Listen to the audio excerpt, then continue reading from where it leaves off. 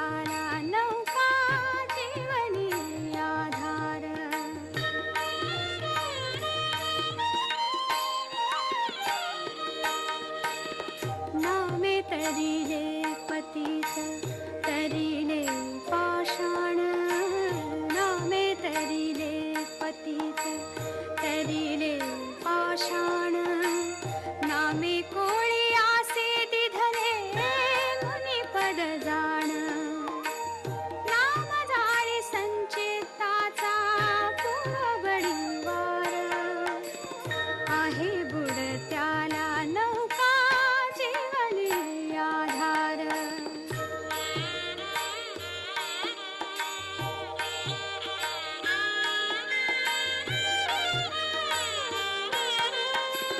नाममय झाला चोखा ब्रह्मी लीन झाला अजामेळ पाप राशी वैकुंठासी गेला तेचे उभे पंढरीसे घेऊन आकार आहे बुडत्याला नौका जीवनी आधार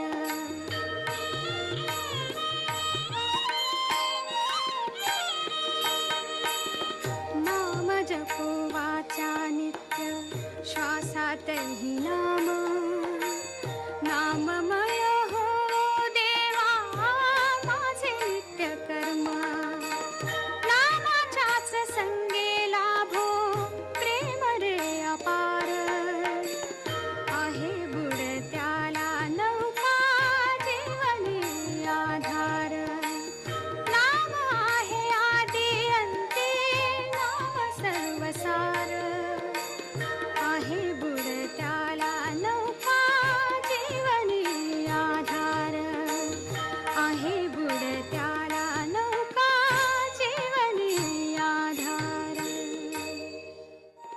नाम आहे आदि अंते नाम सर्वसार आहे बुडत्याला नौका जीवनी आधार आहे बुडत्याला नौका जीवनी आधार नाम आहे आदि अंते नाम सर्वसार अतिशय सुंदर. ह्या गाण्यांनीच सकाळ उजळायची आहे. अनेक वर्ष, 2 पिढ्यांचे सकाळ सुमन कल्याणपुरांचीच गाणी. ओंकार प्रधान, रूप गणेशाचे, कितीतरी गाणी, म्हणजे आता काय सांगताच येत नाही. अशी अशी अशी गाणी सुमनताईंचीच असायची सकाळची गाणी. आणि त्यामध्ये 2 पिढ्यांनी तरी असं पहाटेला अतिशय हा असा एक तारीवरचा सूर असल्यासारखा सुंदर सूर, आणि भक्ती रुजते कशी सबकॉन्शियसली, ती असं एखाद्या संस्कृतीचं भाग्य असतं. लताबाईंसारखा आवाज, आणि हृदयनाथांसारख्या चाली, आणि भिवंडांसारखा आवाज, सुमन कल्याणपुरांसारखा भक्तिचिंब झालेला असा आवाज, हे आमचं सांस्कृतिक भांडवल आहे. आम्हाला लक्षात येत नाही हे, पण हे आता हेवा करावा असं असं आमचं संचित आहे. आणि आपण म्हणून त्यातली 2 गाणी बघितली. आता आपण परत तुकोबा यांच्याकडे येऊया. आता ह्या अभंगामध्ये आता एक 2 ते 3च अभंग घेईन, आणि परत आपण संतांच्या कविता आहेत, संत रचना आहेत, त्या सुमनताईंनी गायलेल्या आहेत, त्यांच्याकडे आपण जाऊ. आता पहिलं कसं म्हणतात तुकोबा बघा. हे ज्योतिष सांगणारे वगैरे जे आहेत, आज सुद्धा तरुण मुलं ज्योतिषाकडे जातात. आया अवघड मुलांचे केसेस घेऊन ज्योतिषाकडे जातात. त्या काळामध्ये, म्हणजे नरेंद्र दाभोळकर वगैरे फारच अलीकडची मंडळी झाली, त्या काळामध्ये तुकारामांनी सांगितलेलं आहे, हे ज्योतिष खरं का खोटं या वादात तुकाराम पडत नाही. ते म्हणतात ह्याचा उपयोग काही नाही अध्यात्मामध्ये. असं असं पुढचा टप्पा एक गाठलेला आहे. हे खरं का खोटं तर्क वितर्क काही संबंध नाही. तुम्हाला जर अध्यात्म करायचं असेल तर कृपा करून शकुनाच्या मागे लागू नका. तुम्हाला जर परमार्थ करायचा असेल तर नवसाच्या मागे लागू नका. तुम्हाला परमेश्वरावर खरं प्रेम असेल तर तीर्थांच्या मागे जाऊ नका. म्हणजे तुम्हाला जे जे इंट्युटिव्ह वाटतं अध्यात्म करायला पाहिजे, म्हणजे हे असं तरी असायला पाहिजे, तुकाराम बरोबर त्याच्या विरोधात जाऊन सांगतात तेवढं करू नका. आतला भाव पक्का पाहिजे. तो जर नसेल तर ह्या बाहेरच्या करण्याला काही अर्थ नाही. तर शकून वगैरे तर काही संबंधच नाही. आता कसं म्हणतात बघा, सांगो जाणती शकून भूत भविष्य वर्तमान. शकून सांगतातच, म्हणजे शुभ वेळ कुठली सांगतात, पण शिवाय माणसाचा चेहरा बघून त्याचं भूत सांगतात, त्याचं भविष्य सांगतात, आणि वर्तमान सांगतात. त्यांचा आम्हा अशी कंटाळा, ह्या माणसांचा मला कंटाळा आहे म्हणा. तुकारामांनी सांगितलेलं आहे 350 वर्षापूर्वी. ते शकुनाच्या मागे जायचं कारणच नाही.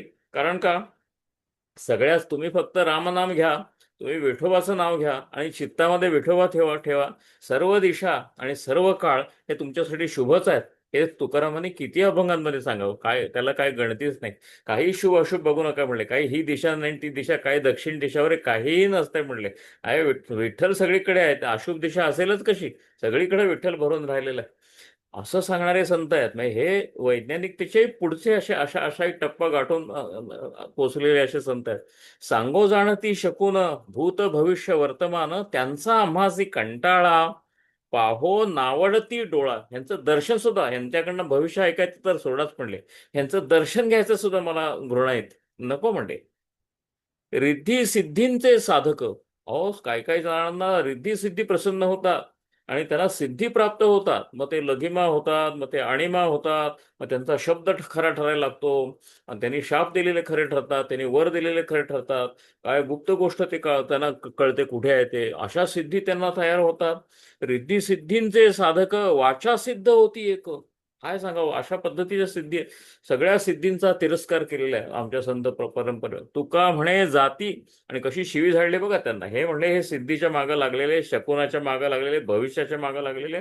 तुका म्हणे जाती पुण्य क्षये अधोगती. ह्या सगळ्या माणसांचं पुण्य आहे, ते अशा सगळ्या सिद्धी कमावल्यामुळं त्यांचं वाया जातं म्हणले, त्यात खर्च होतो. आणि अशी माणसं आणि त्यांच्याबरोबर त्यांच्या नादाला लागलेली माणसं ही अधोगतीला जातात, ही परमार्थात उच्च गतीला जातच नाहीत. आणि ह्यामुळं होतं काय, त्याचा तुम्ही विचार केला तर हे अंधश्रद्धा निर्मूलन नाही आहे केवळ. कारण त्यांचं म्हणणं की शकून खरा पण असेल, काहीतरी होत पण असेल, तर ते आता एक चेहरा बघून एखादा माणूस भविष्य सांगतो, वर्तमान सांगतो, भूत सांगतो, खरं पण असेल म्हणाले ते. काय होतं म्हणाले, हे हे जे खरं जरी असेल, तर त्या खऱ्या असण्याचा उपयोग काय आहे तुम्हाला? तर तुम्ही काही गोष्टी चुकवाल, तुम्ही तुमच्या काही गोष्टी चुकतील, काय काय तर काय तुमच्या डोक्यात दगड पडणार असेल तर तुमच्या डोक्यात वीट पडेल, झाड पडेल, असे काहीतरी होईल म्हणे, मार्ग बदलून. टळणार काही टळणार नाहीये. मग काय टळणार आहे, हे तुमचं हे सगळं असं जर केलं, तुकोबांचा विचार असा आहे त्यामध्ये, की संचित जे आहे ते टळणारं नाहीच आहे, ते तुम्हाला भोगूनच संपवायला लागणार आहे. पण ते भोगत असताना, त्याला सामोरं जात असताना, हरिस्मरणानं जर तुम्ही त्याला सामोरे गेला, तर या सगळ्या कटकटीतून तुम्ही कायमचे सुटणार आहात.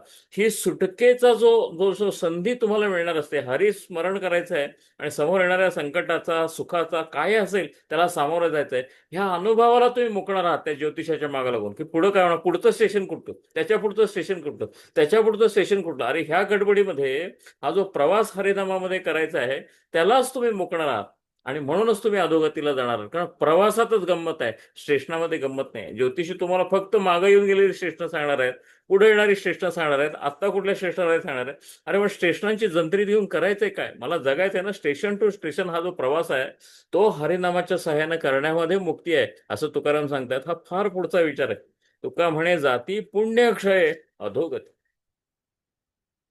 आता पुढचा आहे हा, हा अभंग तुकोबांचा आहे. हा सुद्धा पांडुरंगाशी असलेला अगदी अगदी वरच्या पातळीवरचा असा हा संवाद आहे बघा हा. आता हा कायम भक्ती, ज्यांनी अद्वैत भक्ती केली, महाराष्ट्री आमच्या ज्ञानदेवांनी घालून दिलेल्या पंथाप्रमाणाची भक्ती ज्यांनी केली, ते केव्हा ना केव्हा ह्या टप्प्यापाशी येऊन पोचतात. त्यांच्या असं लक्षात येतं की आपण सगुण पूजा करत राहिलो, पण परमेश्वराचं खरं रूप आहे ते निर्गुण आहे आणि आपल्यासाठी तो सगुण झालेला आहे. आणि मग त्यांचा तो सगुण, तुझं सगुण म्हणो की निर्गुण रे, असा जो वाद आहे, तो त्या वादाच्या एका त्या पॉइंटपाशी, त्या टोकापाशी प्रत्येक संत केव्हा ना केव्हा येतातच. आणि मग त्यांना ते त्यांच्या पातळीला रिकन्साईल करायला लागतं, त्यामध्ये तडजोड करायला लागते. हे सगुण पण आहे आणि निर्गुण पण आहे असं बघायला लागतं. आता हा तुकारामांचा अभंग बघा. हा हा थोडासा वादच आहे विठोबाशी घातलेला. तुम्ही बैसल येती निर्गुणाचे खोळे. तुम्ही निर्गुणाचं खोळं घालून बसलाय हे आता माझ्या लक्षात यायला लागलंय. आणि मग आम्हाला हे कशाला तुम्ही हे शरीर दिलंय, असा वाद आहे हा. हा नामदेवांनी चालू केलेला वाद आहे विठोबा बरोबरचा. तुम्ही बैसल येती निर्गुणाचे खोळे, आम्हा काहे डोळे कान दिले. तुम्ही आम्हाला डोळे आणि कान दिले कशाला? आमच्या डोळ्यांना जर तुम्ही दिसणार नसाल, आमच्या कानांना तुमची वाणी ऐकू येणार नसेल, आणि आम्ही फक्त हे निसर्गातलेच आवाज आणि इंद्रियाचं सुख घेऊन मरून जायचं असेल, ह्या इंद्रियांना तुमचा स्पर्शच होणार नसेल पांडुरंगा, कारण तुम्ही निर्गुण आहात आणि आम्ही सगुणात आहोत, तर हे कशाला केलं तुम्ही? तुम्ही बैसले ती निर्गुणाचे खोळे, आम्हा का हे डोळे कान दिले. नाही कवे तुझी अपकीर्ती देवा, अव्हेरली सेवा न देखावे. मग तुमची अशी अपकीर्ती होते. तुम्ही निर्गुणात बसता आणि या सगुणात काही येत नाही म्हणून तुमची अपकीर्ती होते.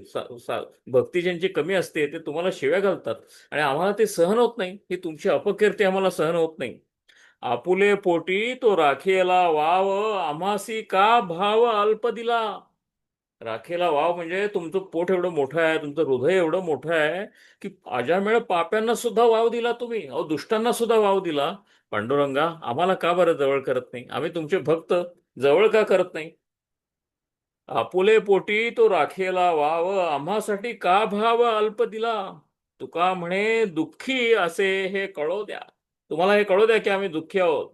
पांडुरंगा, आम्ही दुःखी आहोत आणि दुःखी कशासाठी आहोत? हे प्रापंचिक कटकटीसाठी नाही दुःखी. तुमचं भेट होत नाही हो, सगुणामध्ये तुमची भेट व्हायला पाहिजे म्हणून आम्ही दुःखी आहे. तुका म्हणे दुःखी असे हे कळो द्या, पुढील या धंद्या मन नेघे. पुढील धंदा करायचा आहे आम्हाला सगळा, परमार्थाचा जो धंदा आहे सगळा, पुढचा व्यवसाय करायचा आहे परमार्थाचा, त्याचं मनच होत नाही बघा. पांडुरंगा, तुमचं काही त्यात दर्शन होत नाही. तुम्हाला तुमचा आवाज ऐकायला येत नाही, तुमची वाणी ऐकायला येत नाही, तुमचा सगळा सहवास जाणवत नाही. हे सगळं असल्यामुळे मग काय होत आहे? पुढे पुढे भक्ती पुढे कशी न्यायची कळत नाही. हा एक असा भक्तीच्या वाटेवरचा अभंग आहे. अजून पांडुरंग त्यांना भेटायचा आहे आणि त्यांना एक खात्री पटायची आहे की आपल्या हातच पांडुरंग असतो, तो पांडुरंग असं भेटायला वगैरे काही लागत नाही. हे तुकारामांना नंतर कळायचंय, पण त्याच्या आधीची एक अवस्था आहे, एक प्रकारची संभ्रमावस्था आहे. पण पांडुरंग सुटत नाहीये, कुठेही पांडुरंग सुटत नाही. घट्ट त्याचे पाय असे त्यांनी धरून ठेवलेले आहेत. कधी कधी त्या पायावर डोकं ठेवतायत, कधी डोकं आपटतायत त्याच्यावर, कधी त्या पायावर अश्रूंचा अभिषेक करतायत, पण पांडुरंगाचे पाय काहीही सुटत नाहीत. असा हा फार वैशिष्ट्यपूर्ण असा अभंग आहे. तुम्ही बैसले ती निर्गुणाचे खोळे, आम्हा काय हे डोळे कानात दिले. आणखीन एक अभंग आपण करूया. तुकाराम महाराज असं म्हणतात की भाव नसेल ना तर तुम्ही बाहेर किती आवाणा, काय पांडुरंग वगैरे काय भेटत नाही. ते काय, तो काय खोळाय काय म्हणले तुम्हाला फसायला? तसं सांगतात बघा. खरं सोंगे छंदे काही देव जोडे ऐसे नाही. उगाच माळा घातल्या, काय मुकुट लावला, सारखा पांडुरंग पांडुरंग म्हणत बसला, काही देवाला काही देणं घेणं नाही हो. ते म्हणले ते बाहेर जोपर्यंत तुम्ही सगळं करता तोपर्यंत पांडुरंगाला देणं घेणं नाही, तो फसत नाही.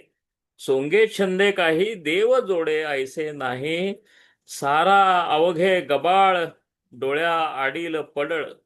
हे सगळे तुम्ही डोळ्यावरचं पडळ आहे, भ्रमाचं पडळ आहे तुमच्या, की हे असं असं केलं की की देव भेटेल, परमार्थ साधेल. हे तुमचं आहे, तो भ्रम बाजूला ठेवा. शुद्ध भावाविण जो जो केला तो तो सीण. तुमच्या अंतरात जर भाव नसेल तर बाहेर जे जे काही कराल ते वाया आणि वृथा, एवढं लक्षात ठेवा. ते तुम्ही तीर्थयात्रा करा, तुम्ही काय यज्ञ याग करा, काय काय वाटेल ते करा, म्हणले शतकोटी नाम घेतलं, जप केला, काहीही उपयोग नाही. आत भाव असायला पाहिजे. भाव जर असेल, बाहेर काही करू नका म्हणाल. ते पांडुरंग बरोबर तुमच्या आत येऊन बसणार. शुद्ध भावाविण जो जो केला तो तो सीण, तुका म्हणे कळे. आणि तुकाराम म्हणतात, "अहो, मी सांगतो हे काय यांना कळत नाही, थोडंच आहे पण ते अवघड आहे. आतमध्ये जगायचं, आतमध्ये सारखं स्वतःला धैर्यावर धरायचं, आतच तपस्या करायची, हे अवघड आहे. त्याच्यापेक्षा कुठल्या तरी तीर्थक्षेत्रात जाऊन बसायचं, तिथं यज्ञ याग करायचे, दानं करायची, जप 13 कोटी करा, 12 कोटी करा, ते सोपं आहे म्हणले. ते कळतंय ना की ते सोपं आहे आणि त्यातनं पांडुरंग भेटणार नाही, त्यांना माहिती आहे. तुका म्हणे कळे, परी होता ती आंधळे. आंधळ्यासारखं जगतात म्हणजे, मुद्दामून डोळ्यावर पडळ घेऊन जगतात हे लोक, आणि ह्यांची कीव करावी तेवढी तेवढी थोडी आहे. आता आपण ह्या सगळ्यामध्ये पांडुरंगाला शरण जाणं आणि पांडुरंगाला सारखं सांगणं की मला तू सावर. म्हणून आपण आता शेवटाला येताना सुगंताईंचा एक अभंग आपण घेणार आहोत. तो तुकाराम महाराजांचा आहे. तर ते शब्द मी तुम्हाला सांगतो. बुडता आवरी मज भवाचे सागरी. हा सुमनताईंनी फार सुंदर असा म्हणलेला असा हा हा हा हा अभंग आहे. हा कमलाकर भागवतांनी त्याला चाल दिली आहे. बुडता आवरी मज भवाचे सागरी, अशी विनंती करतात तुकाराम महाराज पांडुरंगाला. त्या भवाचा जो संसाराचा जो भवाचा सागर आहे, यामध्ये मी आता बुडायला लागलो पांडुरंगा. आता तुम्ही हात दिल्याशिवाय काय मी वाचू शकत नाही. नको मानू भार, पाहो दोषांचे डोंगर. महाराज, मी काय फार पुण्यवान माणूस नाही आहे, पण तुम्हाला शरण आलेलं आहे. आता माझे दोषांचं तेवढं काढत बसू नका. हा दोष झाला, तो दोष झाला, आम्ही दोषीच आहे म्हणून तुमच्याकडे आलोय. आम्ही पतित आहे आणि तुम्ही पतित पावन आहे म्हणून आलोय. नको मानू भार, पाहो दोषांचे डोंगर, आहे ते सांभाळी तुझी कैसी ब्रिदावळी. तुमचं ब्रिद आहे ना हे, की मी पतित माझ्याकडे आला एकदा शरण, की मी त्याला पावन करणार, ही तुमची ब्रिदावळी आहे. कृपा करून ती सांभाळा. आहे ते सांभाळी तुझी कैसी ब्रिदावळी. तुका म्हणे दोषी. आणि तुकाराम परत एकदा स्वतःकडे येतात, म्हणता पांडुरंगा, मी दोषी आहे म्हणून तुमच्याकडे आलोय हो. मी फार पुण्यवान असलो असतो तर मी देवच झालो असतो, तुमच्याकडे कशाला आलो असतो. तुका म्हणे दोषी, मी तो पातकांची राशी. तुम्ही तुम्ही माझे दोष काढू नका, मीच तुम्हाला सांगतो, पातकांचे डोंगर आहे मी, म्हणजे पातकांची राशी आहे. पण तुम्ही ते सगळं बाजूला ठेवा, माफ करा. आणि बुडता आवरी मज भवाचे सागरे. आता हे सुमंताईंचं आपण गाणं ऐकूया. कमलाकर भागवतांनी चाल दिली.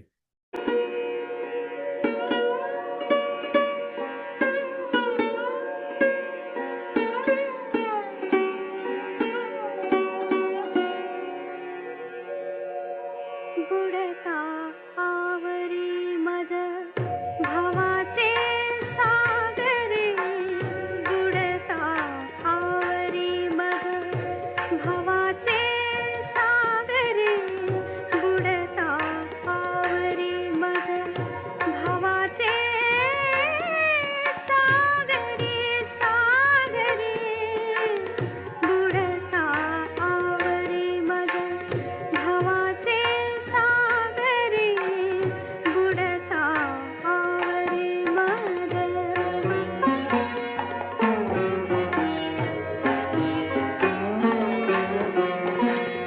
नको मानू भार, पाहू दोषांचे डोंगर. नको मानू भार, पाहू दोषांचे डोंगर. बुडता आवरी मज भावाचे सागरे, बुडता आवरी मज.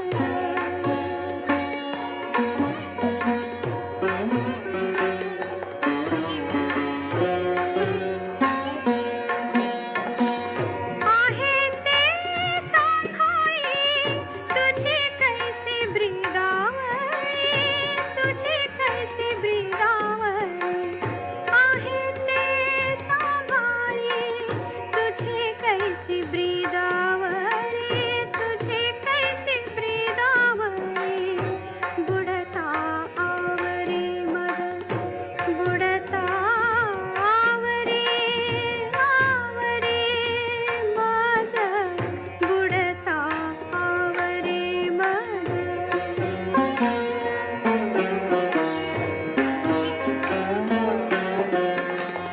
तुका म्हणे दोषी मी तो, तुका म्हणे,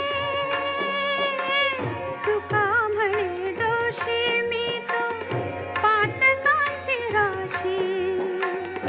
बुडता आवरी मज भावाचे सागरी, बुडता आवरी मज भावाचे सागरी, सागरी, बुडता आवरी मज भावाचे सागरी.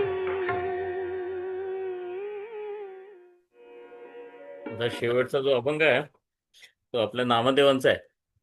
आणि नामदेव असं म्हणतात, हे बुडता आवरी माझं भवाचे सागरी झालं, मी तो पातकांची राशी झालं. आता काय तो ऐकेना झाला, बुडवायलाच लागला तुम्हाला, तर बुडा म्हणतात. नामदेवांचं आहे आता हे. नामदेव म्हणतात बुडवाय, त्याला बुडवायचं आहे ना, बुडते. काय ते काय करणार, ते आपला देह जाईल म्हणाले, काही त्याची कृपा होणार नाही, तो दिसणार नाही, काय त्याची काय काळजी करू नका. देह जावो अथवा राहो, असा हा अभंग आहे नामदेवांचा. फार सुंदर सुमंताईंनी गायलाय. देह जावो अथवा राहो, पांडुरंगी दृढ भाव. जे काय आहे ते पांडुरंगच आहे. हा जो भवाचा सागर जो आहे, की ज्याच्यात बुडताना आवरायला पाहिजे असं तुकाराम म्हणतायत. नामदेवाने आधीच सांगून ठेवलेलं आहे, तुकारामांना काय आपल्या सगळ्यांना सांगून ठेवलं, हा भवाचा सागर हा पांडुरंगच आहे मुळात. ह्याच्यातच बुडायचं असेल तर पांडुरंगात बुडल्यासारखंच आहे. बुडा म्हणले पांडुरंगामध्ये. देह जावो अथवा राहो, पांडुरंगी दृढ भाव. पांडुरंगाच्या ठिकाणी दृढ भाव आहे. कुठल्याही परिस्थितीत म्हणाले, पांडुरंग तुम्हाला तारो नाहीतर मारो. पांडुरंगावरचा दृढ भाव तुमचा सुटता कामा नये. हे नामदेवांनी सांगितले. काय श्रेष्ठ आहे भक्तीचा शिक्षक आहेत बघा. देह जावो अथवा राहो पांडुरंगी दृढ भावो चरण न सोडी सर्वथा. हे पांडुरंगाचे चरण आहेत, अजिबात सोडणार नाही. त्याला काय करायचं ते करू दे माग. चरण न सोडी सर्वथा आण तुझी पंढरीनाथ. पंढरीनाथा, तू मला कोणतेही दिवस दाखव, तू माझे कोणतेही हाल कर, तू मला दिसू नकोस, तू मला प्रसन्न हो नकोस, तू मला शिवी दे, शाप दे, आशीर्वाद दे, काहीही दे, पण तुझे चरण एकदा धरलेत, आता ते सोडणार नाही. चरण न सोडी सर्वथा आण तुझी पंढरीनाथा. पंढरीनाथा, तुझी शपथ, तुझ्यावरचा भाव आता दृढ झालाय, तो सोडणार नाही. आता देहाचं काय होतं, मला परीक्षेत मार्क चांगले पडतात की नाही, माझं नोकरीत वर खाली होत, काचा काय संबंध नाही म्हटलं. आता देह जावो अथवा राहो, आता बाकीचं काय का होईना म्हणाले. वदनी तुझे मंगल नाम, काय वाटेल ते होते, अमंगलाचा सामना करताना सुद्धा तुझं मंगल नाम जे आहे ते माझ्या मुखात आहे, ते कधी सोडणार नाही, कधीही सोडणार नाही. अहो, त्या प्रल्हाद आमचा सगळ्यात श्रेष्ठ भक्त म्हणायचा. त्या प्रल्हादाला उकळत्या कढईमध्ये टाकलं तरी त्यांना नाम सोडलं नाही. आम्ही कशाला छोट्या छोट्या गोष्टीमध्ये तुझं नाम सोडायचं. तू परीक्षा घेत समजणार. वदनी तुझे मंगल नाम हृदयी अखंडित प्रेम. हे बघा, फार महत्वाचं आहे. तुझं प्रेम आहे ना, ते खंडित होणार नाही परमेश्वरा. आता तर कोणती परीक्षा घे माझी, आता मी तयार झालो. आता हे सगळा तुझा खेळ चाललेला आहे, माझ्या लक्षात आलेला आहे. वदनी तुझे मंगल नाम हृदयी अखंडित प्रेम नामा म्हणे केशव राजा. त्यांनी केशवराज म्हणायचे विठ्ठलाला. नामा म्हणे केशव राजा केला पण हा चालवी माझा. बघा बरं, नामदेव कसं म्हणतात, हा पण मी केलाय, आज चालवायचं काम तू कर. हे बळ लागणार आहे. तुझ्यावरची श्रद्धा आढळ राहावी, ह्याच्यासाठी तूच मदत कर. हा मी पण केलाय, मला देह जाऊ दे किंवा राहू दे, हा माझा तुझ्यावरचा भाव दृढच राहणार आहे. हा, सुमनताईंनी किती सुंदर गाणं म्हणलंय बघा. देह जाओ अथवा राहो, देह जाओ अथवा राहो, पांडुरंगी दृढ भाव, पांडुरंगी दृढ भाव. देह जाओ अथवा राहो, देह जाओ अथवा राहो.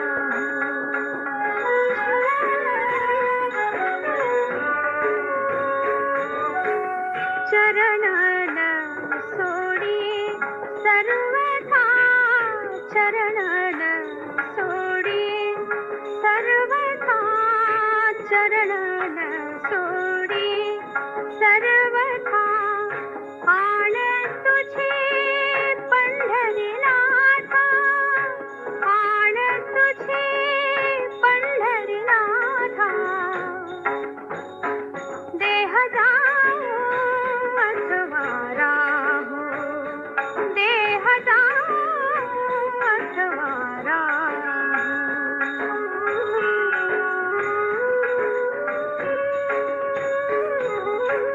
वदनी तुझे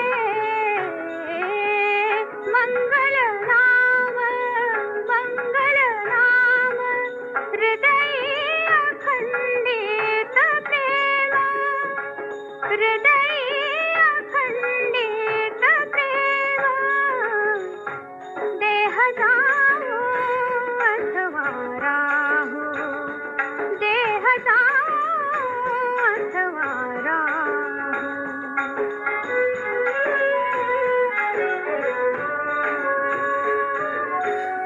नामा म्हणे केशव राजा, नामा म्हणे केशव राजा, नामा म्हणे केशव राजा. केला पण हा चालवी माझा, केला पण हा चालवी माझा. देह जाओ अथवा राहो, पांडुरंगी दृढ भाव, पांडुरंगी दृढ भाव. देह जाओ अथवा राहो, देह जाओ अथवा राहो.